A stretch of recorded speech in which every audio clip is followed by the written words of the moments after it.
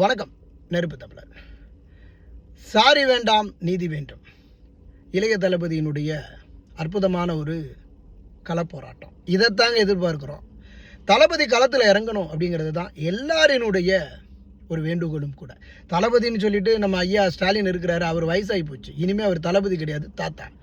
அதனால் விஜய்க்கு அந்த 50 வயது தான். தளபதி அப்படின்னு சொல்லக்கூடிய ஒரு தகுதி இருக்குது. அதனால் விஜய் இன்றைய இந்த காலகட்டத்தை சரியாக பயன்படுத்தணும். அதிமுகவை நொறுக்கி அள்ளி கட்டி தூக்கி வீசுறதுக்கு விஜயால் மட்டும்தான் முடியும். அதிமுகவை வீசிட்டா திமுகவை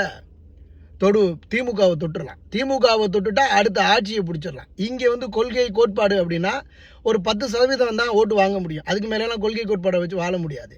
இந்த கொள்கை கோட்பாடு அதிமுகவுக்கு திமுகவுக்கு என்ன அவங்களுக்கு கொள்கை கோட்பாடு இருக்குது?